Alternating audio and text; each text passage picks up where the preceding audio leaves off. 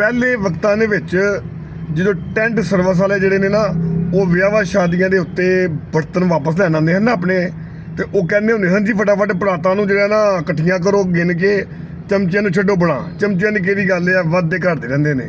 ਤੇ ਅੱਜ ਦੇ ਦੌਰ 'ਚ ਚਮਚਾ ਸਿਰਫ ਇੱਕ ਵਾਰੀ ਇਸਤੇਮਾਲ ਹੁੰਦਾ, ਲੋਕ ਇਸਤੇਮਾਲ ਕਰਦੇ ਨੇ ਤੋੜ ਕੇ ਪੜੇ ਪਲਾਸਟਿਕ ਦਾ। ਲਿਹਾਜ਼ਾ ਆਪਣੀ ਜ਼ਿੰਦਗੀ ਨੂੰ ਨਾ ਪਰਾਤ ਧਾਰਨਾਓ ਜਿਹਦੇ ਵਿੱਚ ਲੋਕੀ ਆਪਣਾ ਖਾਣਾ ਜਿਹਦੇ ਵਿੱਚ ਤਕਸੀਮ ਹੋਵੇ।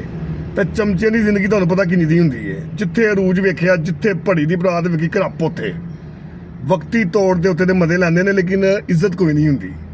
ਦੇਖੋ ਯਾਦ ਰੱਖਿਓ ਮੇਰੀ ਗੱਲ, ਇੱਕ ਧਰੇ 'ਚ ਰਹਿ ਕੇ ਮਾਰ ਖਾਣ ਵਾਲਾ ਬੰਦਾ ਵੀ ਜਿਹੜਾ ਨਾ ਉਹ ਬਹਾਦਰ ਤੇ ਨਸਲ ਵਾਲਾ ਹੁੰਦਾ।